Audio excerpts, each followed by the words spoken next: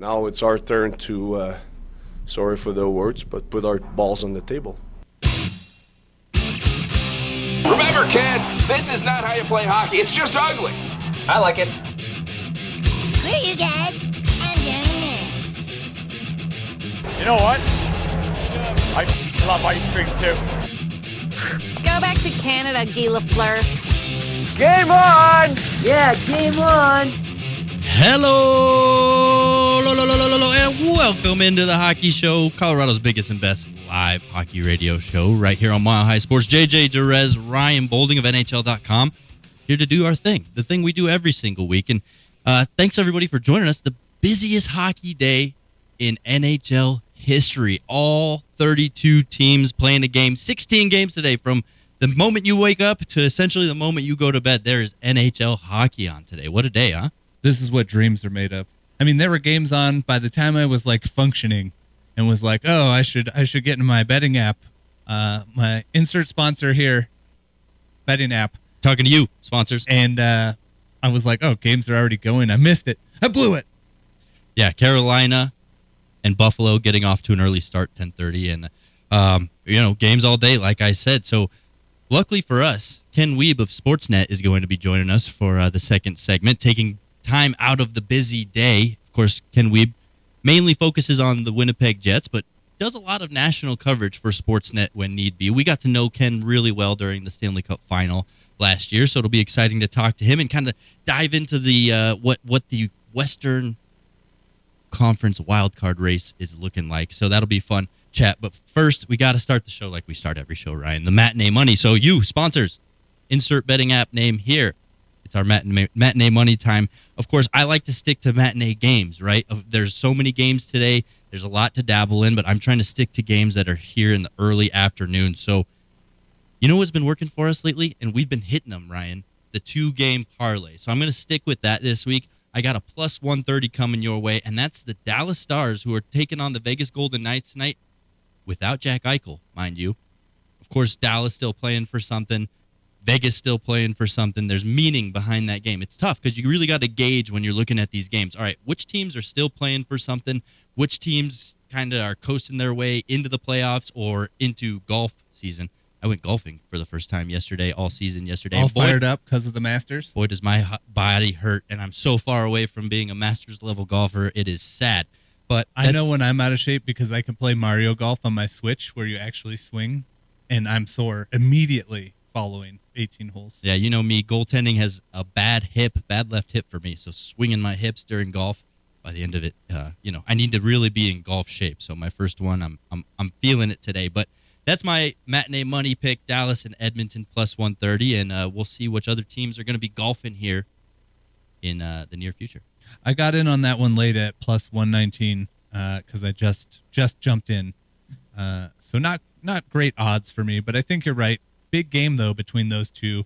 I was just looking at the standings this morning. I know we'll get into it in a little bit, but the West is kind of wide open here still, which is surprising me. The other bet I went for, I couldn't resist. I went sniffing for some higher odds, as everyone knows I like to do, and not really matinee money, but I went with a 3-pick parlay plus 473, and it's all shots. It is Connor McDavid over 3.5 shots on goal against the Sharks. Like it. It is David Pastrnak over 4.5 shots on goal against the Devils. Like it. I'm a little wary of that one. It is over 4.5 shots for Nathan MacKinnon against the Kings. Also a little weary. I see that one is probably the most likely to happen, though. You know, one bet that I've been hitting every night, or not hitting, but taking every single night when looking at the Avalanche, and that's Devon Toews over a half a point, because when Cale Makar's out, who's running that power play? It's Devon Toews. Who's in charge of feeding the puck to the goal scorers? Devon Toews. So I think that's another one to look out to. But interesting that your bet on the exact same parlay, Dallas-Edmonton, I took it about an hour ago at plus 130. You took it just now, plus 119. That's those odds shifting when everybody heard Jack Eichel was out. Everybody's throwing money on Dallas. Maybe even the wise guys. The Mafia's in on this one, too.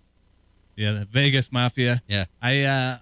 It's intermission, so I think, when a team is projected to win and nobody's scored yet, the longer it goes, I think that, the more the odds kind of even out. But we'll see. Well, let's get into the races because that's what everybody's keeping an eye on right now across the NHL land. There's 3 races that we're looking at. That's the Eastern Wild Card, the Central Winner, and, of course, the Western Wild Card. So let's start on the East, furthest away from us, right? Obviously, the Panthers, Islanders, Penguins all going for those final 2 spots. 2 of the 3 teams will make it. Your sentiments. I mean, what are you thinking? What are you liking? What are you seeing out of those 3 teams right there? I think what's been interesting is to watch the Islanders kind of struggle through this final stretch of the season and be in this position where they're really scratching and clawing their way. I think they have a lot of potential should they make it, but it's going to be tough. They're facing like a potential Boston-Carolina situation. In Florida, I've actually been very impressed with how they've performed lately. They kind of struggled a little bit and then have turned it on and are winning the big games. Pittsburgh is the one. They've got a -2 goal differential. As you know, minus goal differential teams often don't make the playoffs as things shake out. They do from time to time. I think that number is a little misleading because Tristan Jarry has had a real rough stretch at times. I mean, he had back-to-back 6+ goal games against the Rangers earlier in the month, February, March. So I think they're in a position where even if they make it in, I don't know that they're a playoff team. However, we did see a good game out of them against the Avalanche recently. So, you got Sid and Malkin and Brian Rust and Jake Gensel and guys who can perform. I think goaltending is the big question mark for 2 of the 3. For the Islanders, I'm not so sure goaltending is necessarily the issue, but we'll see. Yeah, it was a good game from Pittsburgh that night against the Avalanche, but then they went on and lost to Detroit, right? And that's kind of what you're seeing out of Pittsburgh. Some nights they have it, some nights they don't. And like you said, it doesn't really strike me as a playoff caliber team. You look at the Florida Panthers, right now they're being pushed by their 3rd-string goalie, and Alex Lyon. 5-0 in his last 5 starts. Today he's going to start again, probably for the last time. Sounds like Sergei Bobrovsky's non-COVID illness is going away. This might be the last one, but you're putting a lot of weight on a 3rd-stringer's shoulders. He's done a lot so far, and you have 3 games to go. Florida playing Washington, Toronto, Carolina. And that's really the difference maker between these 3 teams for me is the schedule ahead, right? Pittsburgh is playing the easiest of the 3 with Detroit, Chicago, Columbus, even though I just mentioned that Pittsburgh just recently lost to Detroit. And Detroit's been beating some teams. I'm pretty sure they beat Boston recently. No, they're a lot like Anaheim, right? They're the Anaheim of the East, that they might be a bad team, but any given night they come in and show up, or they'll take a good team to overtime, or they'll come and upset somebody. But Florida facing Washington, Toronto, Carolina. New York still has to face Philadelphia, Washington, Montreal. So both the Islanders and Penguins have the advantage there as far as strength of schedule. So that makes me a little nervous for the Florida Panthers, but I like the way the Florida Panthers have been playing. Despite relying a lot on goaltending, they've been just having that energy, that playoff feel to their games, and with a guy like Matt Tkachuk, he brings that physical side of the game that comes with playoff hockey. Well, and he's having an unreal year. Lots of their guys. Montour's having a good year. It's good things have been happening in Florida. The big question is obviously Bobrovsky in the postseason. The guy, I talk about this all the time, for whatever reason, just isn't a playoff performer. He isn't a high-pressure game performer, and it's not like he goes in and gets swept in series, but, for years, it's just been up and down with him. He hasn't had enough to get over that hump. And for the Islanders, very good goaltending in Sorokin, got Varlamov. Florida, don't forget Spencer Knight went into the player assistance program this year, and, an exceptional talented goalie for them, too, that they're kind of without here. And then Pittsburgh, they've had a lot of injuries. Tristan Jarry was dealing with a back injury, came in and played against the Avalanche, did not dress the next game because of a low back injury. That's not necessarily something that just goes away at this point in the season. You have to imagine they're trying to manage it. So another big question mark there. But yeah, like you said, it's kind of Florida's tough situation. They're up 1 point. It's their spot to lose here. Mm-hmm. But seemingly the most likely to lose it. Let's move on to the Central. We're watching the top spot. Of course, 3 teams gunning for the first place in the Central. Probably going to play the Seattle Kraken if I put my money down. So Avalanche, Dallas Stars, Minnesota. Minnesota most recently lost their game to the aforementioned Pittsburgh Penguins. So what are you seeing in that race? Who do you like coming out on top? Like I said, I sat down this morning just to take a look. For a while, it seemed like Vegas had been running away with first in the overall West. And now you sit down and you're like, okay, they've got 6 more points than the Avalanche. They only have 3 more points than Edmonton, who's right behind them. You've got 3 teams, Colorado, Dallas, and Los Angeles, all at 100 points, right? But the Avalanche have 5 games left. The next highest numbers, Dallas and Minnesota both have 2. Everyone in the Pacific only has 3 games left. So, I mean, it's possible the Avalanche could get 10 points here and really make a push for it. You know, you'd need a Vegas loss today to Dallas, but any one of those teams, Colorado, Dallas, LA, or Edmonton, could take first, and that really shuffles up the way everything shakes out from there, right? But the Avalanche look like they're on their way to taking the top of the Central, and it's impressive. It's impressive enough to mention Jared Bednar in the Jack Adams conversation, I think. Yeah, I mean, teams are locking in playoff contention, but no actual position has been locked in yet. Everything can shuffle so many different ways. It's exciting with just 4 or 5 games left. Well, the Avalanche have 5, other teams have 3, like you just brought up. It's so great that there's still so much up in the air. There's still things that matter, things that are on the line with just a small handful of games remaining. So that the weird tick to me, though, the weirdest part about this, it's kind of funny in that regard, is that the Avalanche have a makeup game against the Nashville Predators. That will be the last game of the season. So the Avalanche will have a game in hand on every single team until the final game of the season, and so will Nashville. And Nashville is a team that is pushing for a wild card spot, which is miraculous given that they did quite a sell-off, but you can't necessarily count them out. Could be the second year in a row they kind of squeak in the last week of the season. But it's funny to me because nothing could be decided until the final game of the season ends. Yeah, when you look at the final wild card spot in the West, I mean, Nashville's really the only team playing decent, right? Calgary and Winnipeg are kind of backing their way into this race and not playing their toughest style of hockey. So lastly, before we get out of here and then head to Ken Wiebe to talk more about that Central Division wild card, even if it doesn't matter who, Winnipeg, Calgary, or Nashville, do any of those teams pose a threat in round 1? I guess it just depends on what team shows up. Winnipeg, Calgary, or Nashville, I don't think Nashville does. And it's not a discredit to them. I actually was tweeting back and forth with an Avs fan about how I think Nashville has some young pieces that can make them dangerous down the road. They had a pretty good game the other night that I was watching. Couldn't really hang on, but they were showing what they had, and that was impressive. Calgary, I mean, it's Daryl Sutter, right? This is a team I thought would have given the Avalanche fits in the postseason last year. Obviously, they lose some pieces, they change some pieces, things haven't been going right. But Jacob Markstrom, who has had a bad year, is playing very well right now. So that's something. Connor Hellebuyck, I don't know.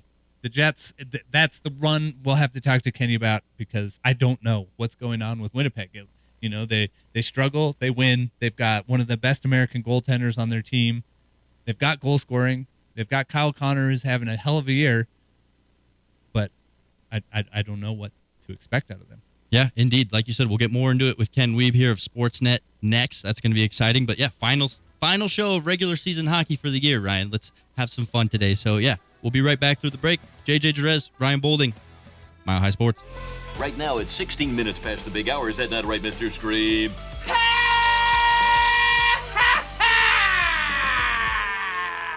Great, good stuff. I think people are getting really cranked. Welcome back. It's the Hockey Show, Colorado's biggest and best live hockey radio show. JJ Jerez, Ryan Bolding, as we head to the phones for Power Play 1 here, going all the way up to Winnipeg. I'm talking to Sportsnet's Ken Wiebe. Ken, how are you doing? It's been a while since we've been able to chat with you. How's this season been for you? I know a lot of ups and downs covering the Winnipeg Jets. How are you hanging in there?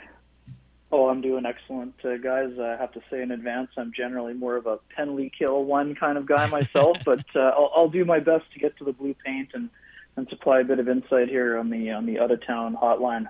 There you go. Just plant yourself in front of the net for us and muck it up. Got to know your role. You got to know your role in these teams, right? Yeah. So the NHL's busiest day in history. I mean, how are you spending it? Are you planting yourself on the couch with TVs, iPads, computer screens? What are you doing for it? Yeah, well, and also there's another little golf tournament that's being played that I have definitely one eye out of the corner of my eye on, but definitely an awesome day around the league for all teams and so many of the great races. We're going to get some interesting answers. We won't get definitive answers necessarily today, but a lot of games on the docket, especially involving those Central Division teams, and I definitely have my eyes very closely on those, but like you guys, as a fan of the game, there's some great races over in the Eastern Conference as well. But definitely not surprised to see the Avalanche shining, and we'll see which version of the Jets I see tonight against the Nashville Predators team that we all have expected to fade into the sunset, but suddenly with the win and some help on the out-of-town scoreboard could steal that 8th spot, at least momentarily. Yeah, obviously that wild card spot in the West is something we're all keeping an eye on here in Colorado. So let's look at this last game for Winnipeg. I mean, such an opportunity with that Calgary Flames matchup at home, and they just kind of dropped the ball. Calgary on the second night of a back-to-back. What happened for Winnipeg? What went wrong in that big game that they had an opportunity in? Yeah, I wouldn't say they were overwhelmed by the moment or wilted under the pressure. They just, after about the 8 or 12-minute mark of the first period, they just didn't find that level that they played at on the previous weekend when they had big wins and rebound games against the Detroit Red Wings and New Jersey Devils, where their offense exploded after being held to 9 goals in 7 games and being shut out 3 times.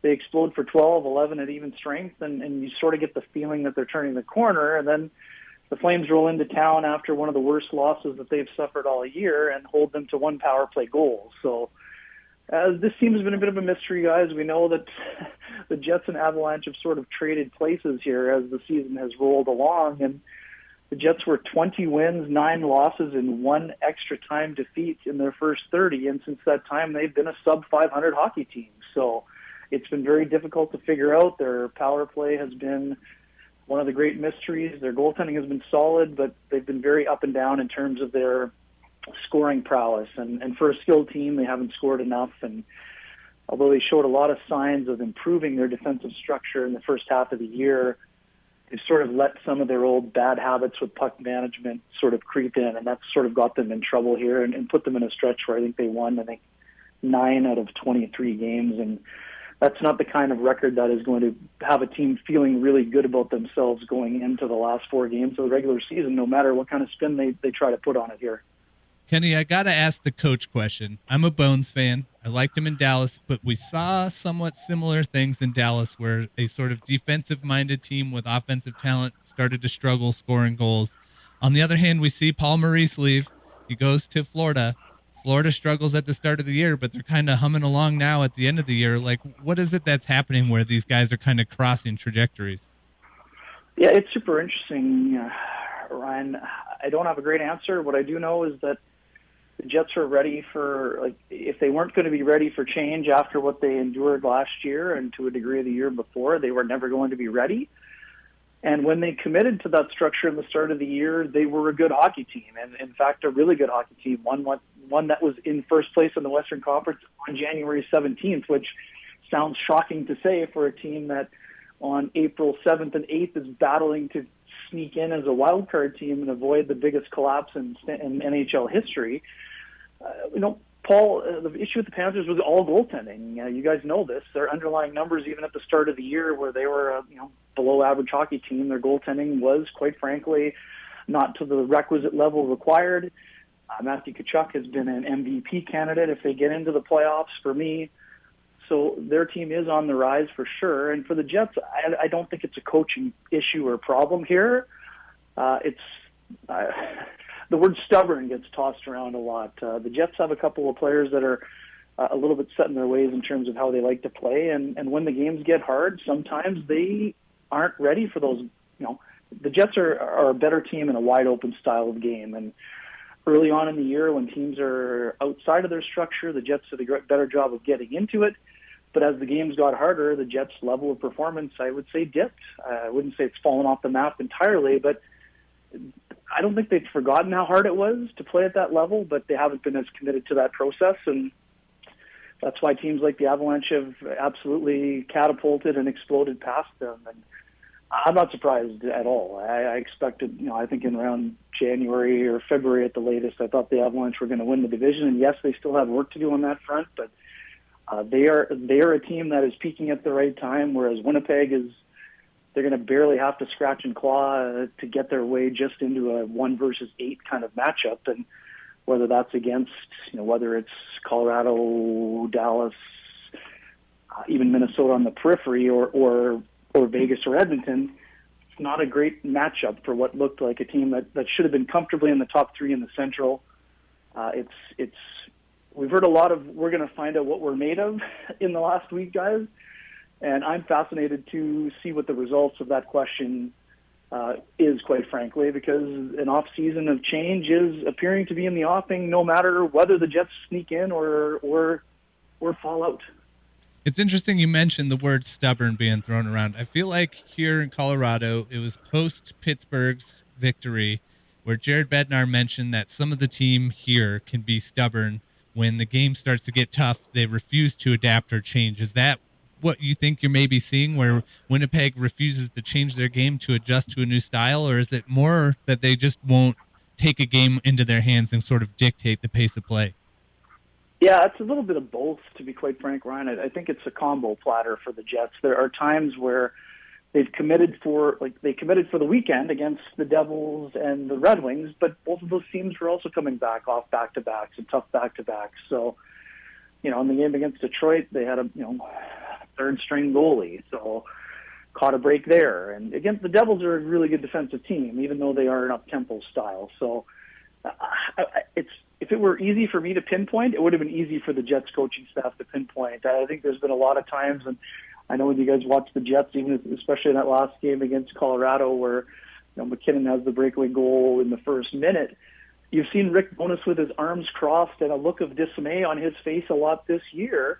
And if it were an easy fix, they would have not have gone through this tailspin situation and scenario. So the stubbornness is in terms of style of play, and this is a team that, quite frankly, often looks for the perfect pass or the perfect play rather than on a 3-on-1. You're, shooting it at the right pad to create a backdoor rebound that is an easy tap-in. The other night was a great example.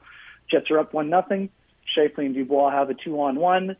Shifley waits. I think the pass was the right play, but he waited a split second too long, and by the time it got through, it was too tight to Pierre-Luc Dubois' body. Markstrom pushes over, makes the save. Calgary goes the other way, scores a 2-on-1, and the game is tied. So, it's easy for us from the press box to see the play develop, but Shifley has 39 goals. Could he have gone bar down there and made it 2-0? Of course he could, and it's easy to criticize when the play doesn't work out. And like I said, I think he made the right play, but there have been too many times in a scenario like that where the Jets haven't got a shot on goal at all, and then the other team's gone the other way. It just seems like the Jets are compounding their mistakes, and they're often ending up in the back of the net.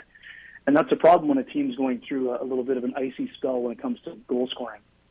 This is the Hockey Show with JJ and Ryan. We're talking to Ken Wiebe of Sportsnet. Ken, sorry to harp on so much negativity. I promise we'll take a turn after this question, but you've touched on it. Ryan's already touched on it, and that's the drying up of the goals. I mean, I remember back in November, Avalanche went up to Winnipeg and lost 5-0, right? But I have here 6 of the last 10 games, Winnipeg has failed to score more than 2 goals. I guess, in Colorado, if the goals dry up, we point the finger at Nathan MacKinnon, we point the finger at Mikko Rantanen. Who do you point the finger at from the forward group or even the defensemen as not living up to their name from a point production standpoint right now? Yeah, JJ, it's super interesting because Mark Shifley has 39 and leads the Jets by a considerable margin, but I think he went through a stretch where he went 9 without, and I think he has 1 in 15 or something along those lines. So it's hard to criticize when someone has produced more goals than he's ever had in his career, previous high being 38. But down the stretch, those numbers have decreased. Kyle Connor is a point-a-game player, but last year he scored 47, and this year he's in the low 30s. And he went through a stretch of 1 in 15 down the stretch here where the Jets have really struggled. Now he has scored in 4 of the last 6, so you can't really point a finger at him.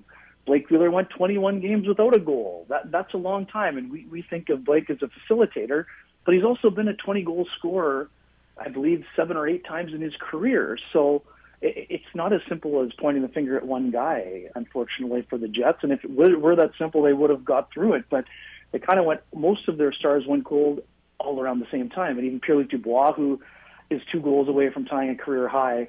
He looked like he would be an easy 30-goal scorer, and now he's kind of, I hate to say stuck at 26, but I think he's got a goal in 1 or 2 in his last 15. So, and then that's compounded by the fact that Nikolai Ehlers missed 34 games, and a guy who we thought could be a 35, 40-goal guy has 12. But he missed half the season, so it's hard to say, Ehlers needs to do more. But these are all guys who can be impact players and have a massive impact on the outcome.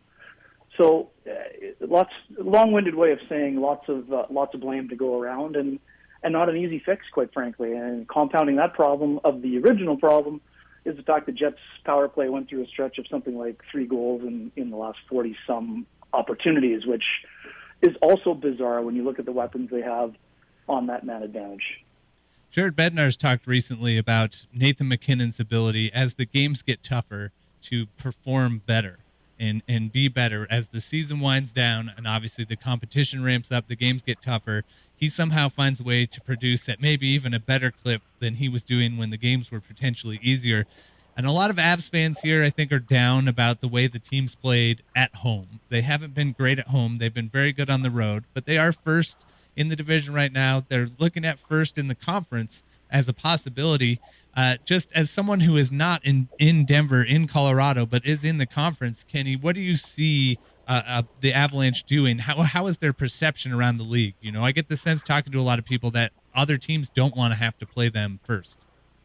Well, you couldn't describe it any better, Ryan. And I think there were a lot of people in those top seeds that when Colorado was still in 7th and 8th in the wild card spot, thinking, oh my God, our reward for finishing first in the division is going to be playing Colorado. Are you kidding me?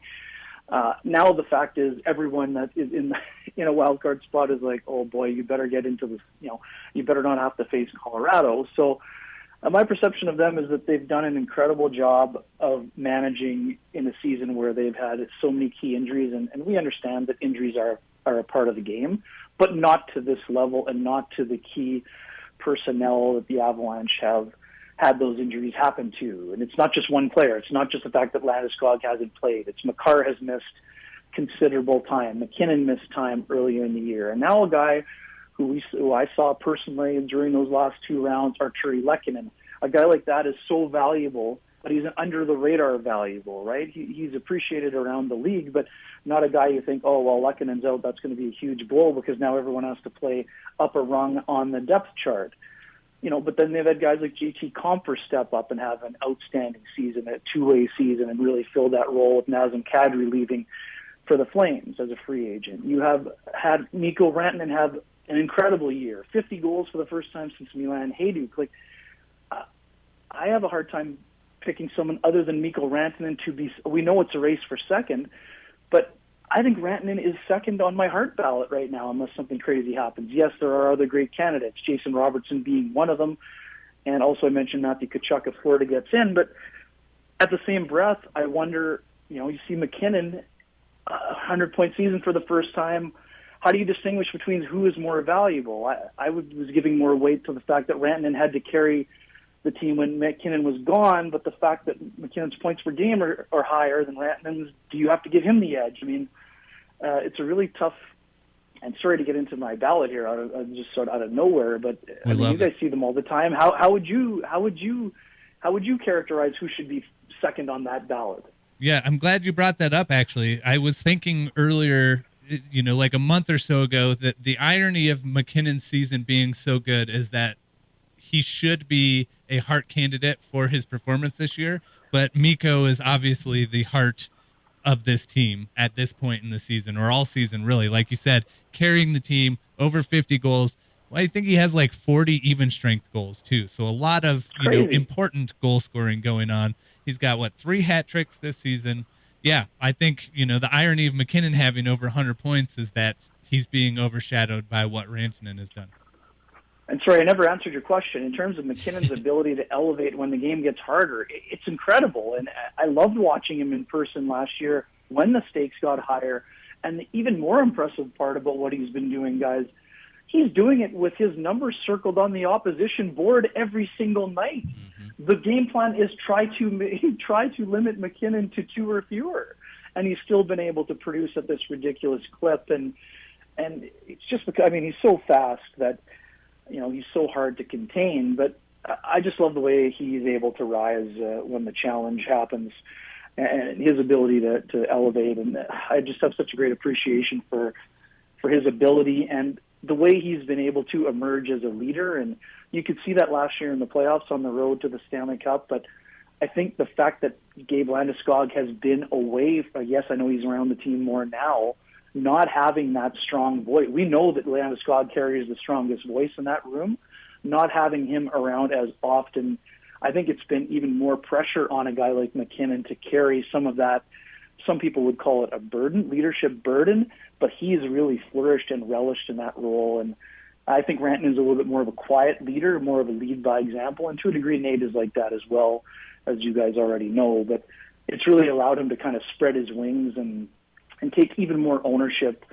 This is a guy who got a taste of what it's like to win the Cup after some disappointments. He doesn't want to give the trophy back. He wants to have it for the whole summer one more time, and that's the beauty of, I think, the drive in a Nathan MacKinnon. And I'm not saying that the Jets don't have that, but a guy like Mark Scheifele has not elevated in the way that MacKinnon has, and that's part of the reason why the Jets are where they are right now. Ken, last one for you, and then we'll let you get back to your game day duties here. Of course, big puck drop tonight, 5 o'clock here Mountain Standard Time in Winnipeg. What are you seeing for tonight? What are your expectations? Well, my expectations are we're going to see two of the Vezina candidates go head-to-head. So I'm not expecting a 6-5 special here, though that is sometimes what happens when you think all the focus is on the high-end goaltending. But I do expect a great goaltending battle, and it's funny, goals saved above expected. Hellebuck was near the top all year, and suddenly you look at the top of that list at Money Puck, and there's UC Saros at the top of it. And I know it's about the Jets, but I love the way that Georgiev has played this year too, guys, in a really high-pressure situation and spot. What a great job by Sakic and Chris McFarland going out and filling that position that was previously held by Darcy Kemper, especially with the injury to Francouz. Sorry about the sidewinder there also, but I expect the Jets to be ready. If they're not ready today, this is very simple. If they don't win the game today, they don't deserve to make the playoffs, and that's not to say they couldn't win their last 3 games.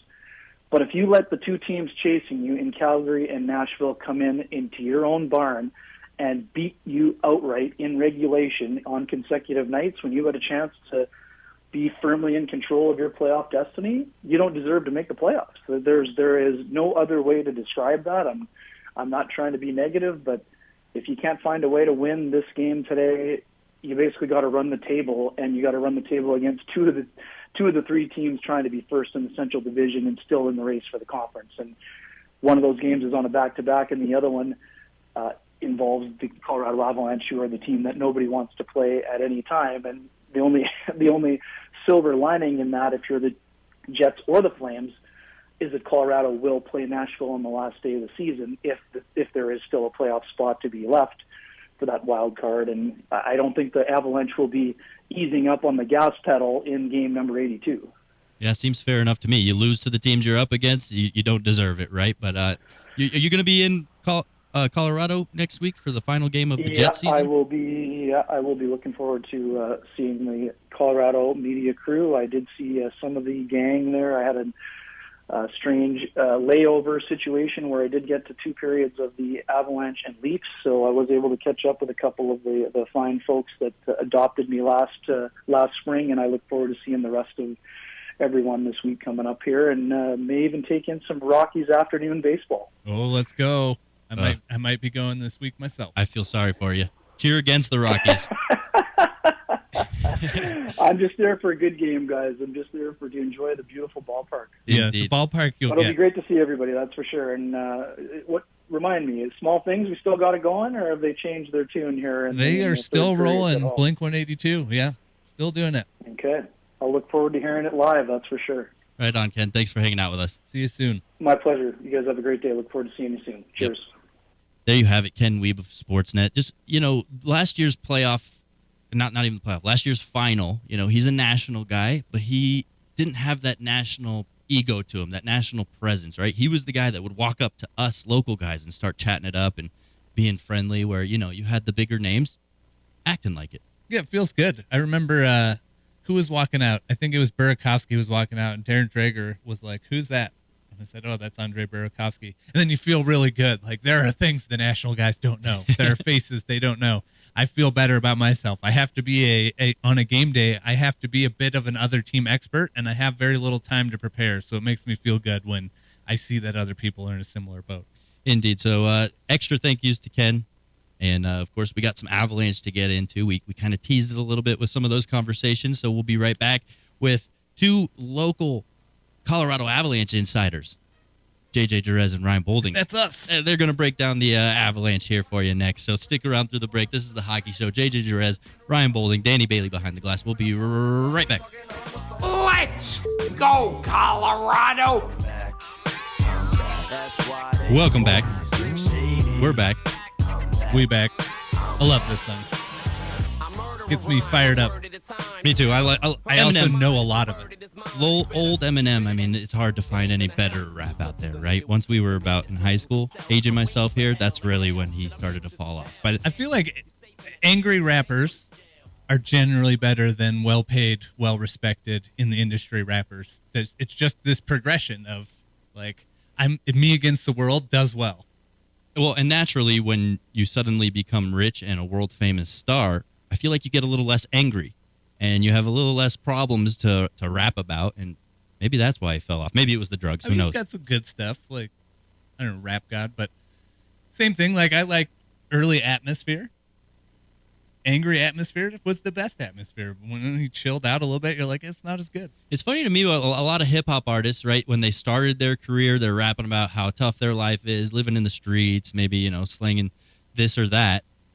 And then all of a sudden, rap evolved at the perfect time for a lot of them, and rap became more about talking about how much money you have and how much cars you got. And so it's like, the flex changed. These aging rappers were able to still stay relevant because now they're rich and don't have to talk so much about the hard life of the streets. Now they talk about how great their life is with jet skis and boats and cars and women. I'm on a boat. That's not rap. I just all I had. Look how white I am. Let's get into the Colorado Avalanche here, Ryan, because you and I are both insiders. We got to at least touch on it. Plus, we're here in Colorado. Most of our listeners are Avalanche fans anyway, but two very big milestones, important milestones hit this week. We've already touched on them both with Ken Wiebe, but let's get our own opinions here. Nathan MacKinnon hits 100 points, first time in his career. Mikko Rantanen hits 50 points. First time an Avalanche has done that in about 20 years. 20 years. Plus, I mean, Mikko is however many, 3 points away from 100 also, which hasn't been done. Two players on the Avalanche hasn't been done since 95-96. Actually sent out this massive Twitter thread about it all, which apologies to everyone who follows me or has notifications on for my tweets. But it was all about just going through the records and looking at when this had been done last and what the records are. I mean, theoretically, Mikko could pass Joe Sakic's record of 54. I don't know that MacKinnon could pass Joe Sakic's record of 120 points, but it's possible. Like, breaking down as scoring at 1.54 points per game, I had him at 119 points by the end of the season, which is one from tying it, right? I mean, these things, it's massive. It's massive to think of all the times, all the goals, all the points MacKinnon has put up. He's never done 100 points. Like, that's almost hard to believe. He was so close one year, if you remember, and they played him in the final game when they didn't necessarily need him to play. They just wanted him to get that 100th point, which tells me it's important within the organization, right?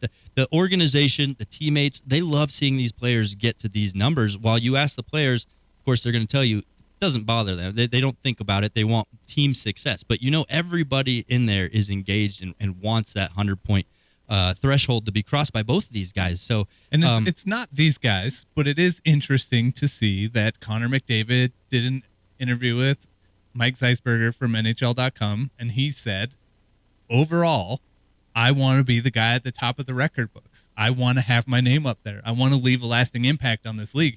And you go and talk to guys like MacKinnon, and they're not going to say that, which I don't like because, we're not asking you to be the cockiest guy in the league. We're just asking you to be honest about how you feel about these things, and I think they're afraid of getting slammed for it. But I liked that from Connor McDavid, that fire, that, I may not be winning all the time. I may not be collecting the Stanley Cups, but when my career is over, I want to be the guy at the top of things. I want to be up there. Honestly, I feel like Nathan MacKinnon genuinely feels that way because of what happened several years ago when he was second place in the Hart and lost to Taylor Hall. I think since then he's kind of rolled his eyes at individual accolades and just been like, you know what, I can't focus on this because then if I do, I'll get upset at the subjectivity of media voting or, whatever it is. But this is one that he can control, right? This is one, it doesn't matter who votes what, he got 100 points. So I love that it happened the year after the Stanley Cup too, right? It's like you take off the pressure of winning a cup off of Nathan MacKinnon's shoulders and he opens up to a better and more loose player. And what does that do for him? Helps him cross individual accolades. I mean, I feel like this is only going to continue throughout his career. We haven't even seen the best version of Nathan MacKinnon, in my opinion, because of that. Because of now this 100-point thing is off his shoulders. What's he going to do next year, right? I think he's going to maybe even take the next step, hit 110. Yeah, look at a guy like Connor McDavid. Win a Hart. 160 is in reach. It's insane. It's insanity. The other thing, MacKinnon has become a player that has gone from like, oh, he's got a solo chance, he's got a breakaway, he's got a good look, he's probably going to score, to that overtime play in San Jose where Carlson just passed it straight to Comfer and Comfer sent it up to MacKinnon. As soon as I saw who received the puck on that play, I was like, game over. Mm-hmm. Pack it up. Close the laptop. Game's over, yeah. Send the tweet, Avs win, I'm out. Indeed. Let's get into Cale Makar a little bit with the last couple minutes we have for this segment. Missing some games right now. I remember last year at this very time, heading into the playoffs, where Devon Taves seemed to be resting guys. Exactly. That's where I'm going with this. It feels less serious that we need to worry about an injury for Cale Makar. I definitely think he's back round one, game one. Feels more like a situation where they're resting. I had this conversation online. If this was playoff time right now, I think he would be playing. Mm-hmm. But Cale Makar has been dealing with some injuries and he has missed some stretches of hockey where it has all been about, we want to make sure that this thing doesn't linger.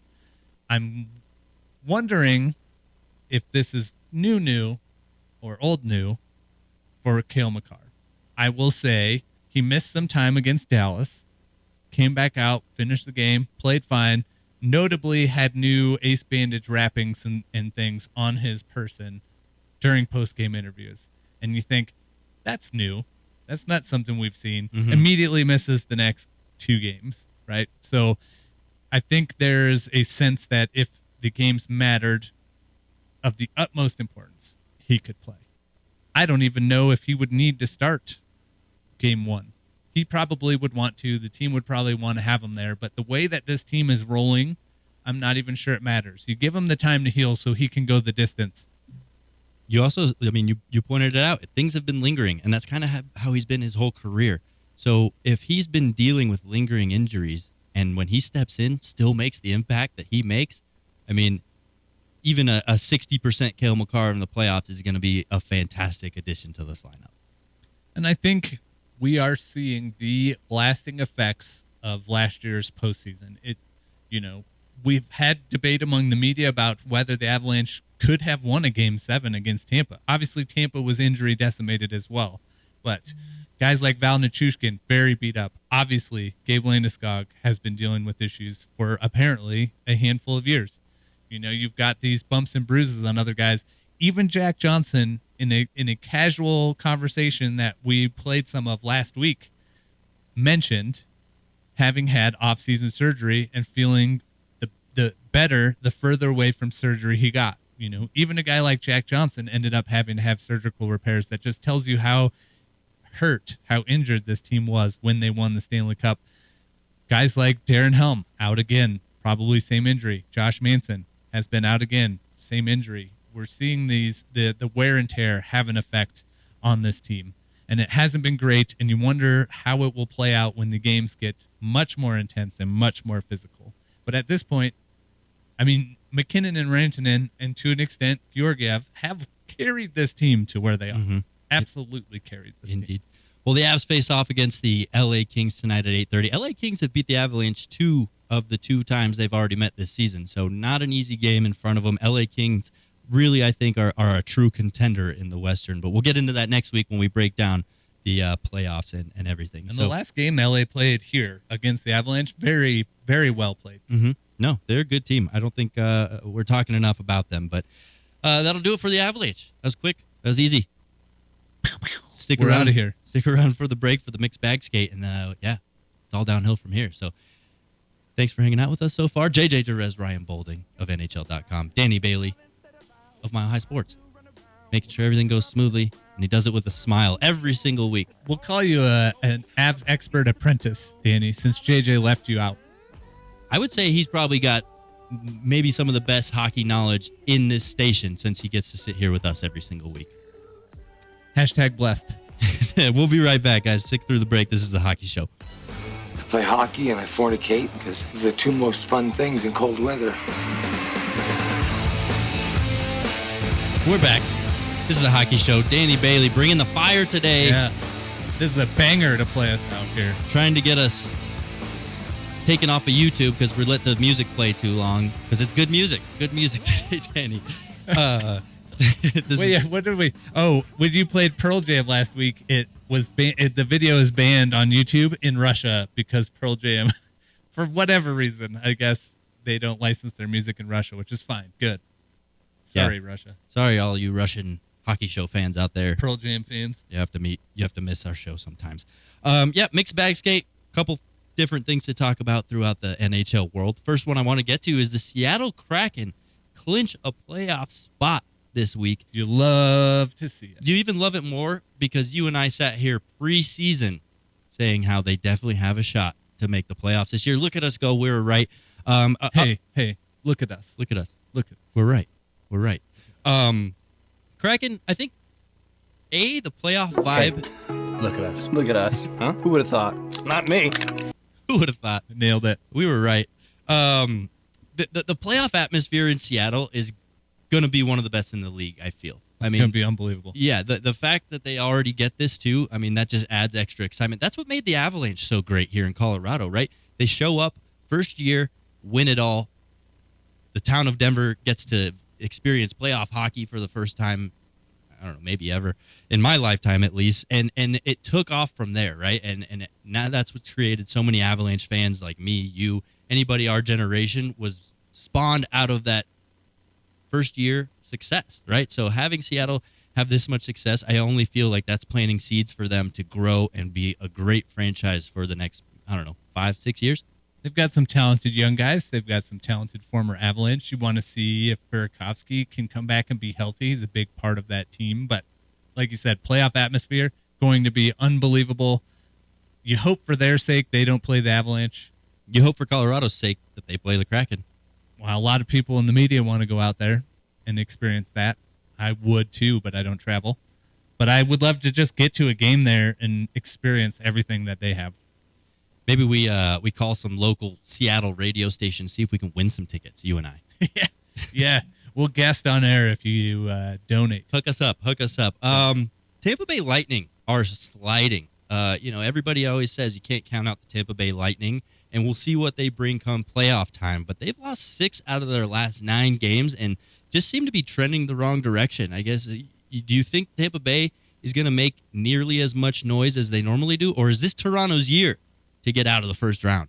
Every time I think Tampa Bay has not been performing well, I'm like, whoa, they're third in the Atlantic and well ahead of the teams behind them.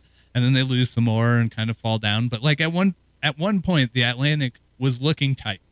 Boston has run away, but Toronto was within reach there. Now everybody's kind of pulling away from Tampa. I know that, they've played Brian Elliott some and he's gotten lit up a bit. They've had some injuries happen. Tanner Jeannot hurt his knee, it looked like. I haven't heard the official. I'm sure he's not going to be back anytime soon. Some struggles there, but they're talented too. You can never count out their experience. And like we've talked about they've got a spot. They're in. They won't not make it. And they can do some damage in the playoffs. I don't think it necessarily matters to them where they're at. They're definitely just a get in and then win kind of team. But I'm with you. I keep thinking, it seems like this team is not what they used to be. You can never count out Andrei Vasilevsky, right? I mean, he's a secret weapon. However, what we've seen from him this year is not the Andrei Vasilevsky of past. I mean, he's 15th in the league right now in goals against, and I think he's the real X factor. Which version of Vasilevsky are you getting? Are you getting the playoff version that we've seen of years past, or are we getting what we've seen all regular season? That's really going to make or break them. He's beatable. Yeah, he's showing to be a bit human this year. Jack and Luke Hughes are officially together as Luke signs with the New Jersey Devils. Was it this morning, last night? But now they're officially teammates just before the playoffs, too. I mean, obviously it's cool stuff to be on a team with your brother. I don't have any direct siblings, so I can't really put myself in their shoes, but I'd imagine it's just got to be a dream come true for those two guys. Imagine if you could get other brothers playing together like Brady and Matt Tkachuk. Those are the guys we want to see together for sure, but the Robertson brothers would be fun. I feel like just having brothers. Look at the Sedins, right? That's the kind of were stuff. The big one. That's the kind of stuff you can get out of brothers. When the Niedermeyers reunited in Anaheim, I think, and played, because one was on New Jersey, one was on Anaheim. You don't see it often. You got the Stalls together, but who cares about them right now? Yeah, they're in the doghouse for being dumb. Yeah, I think that's pretty cool for them. Obviously, you want to see what Luke can do. Jack Hughes. My worst interview of the season. Bennett Durando from the Denver Post, Peter Baugh from The Athletic were there and are in agreement. Worst interview of the season. Were they laughing at you? It was just curt and kind of rude. All right. Well, he's off my good list then. Yeah. Last question. You're out. Question for you, Ryan. What if they added Quinn? Yeah, I mean, that'd be unbelievable. That's the thing, is Quinn's great, Jack's great. You can't imagine anything less from Luke. And, of course, you think of the Shore brothers, local Denver guys too, right? Last question for you, Ryan. I know this one's close to your heart. The NCAA championship drops tonight, Minnesota versus Quinnipiac. I know it stings for you to not have the Pios in there, but is it something you're catching? Is it something you're actually interested in? I am interested. I probably won't watch. I mean, a day of hockey is already a day of hockey without throwing a college game in there. Who playing this? But, I got to say, I'm sorry, Minnesota. I can't root for you. You got to go. So I'm rooting for You got to go first. Quinny versus Minnie.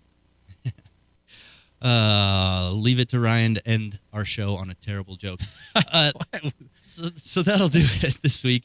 Our last regular season show of the playoffs. Good job, Ryan. We made it through another regular season. It's playoff time, though. Next week, we'll be back to break down the way the playoffs are set up and how everyone's looking. We're going to pack the heck out of that show. Let's get some guests. We're going to do it. Big guests coming, hopefully. I don't want to set the bar too high, because then we're just going to end up with Jesse and Evan. No? Yeah. Yeah? No. All right. We're going big. Thanks for hanging out with us today. We'll be back next week. This is The Hockey Show. JJ Jerez, Ryan Bowling, Danny Bailey behind the glass. See you later.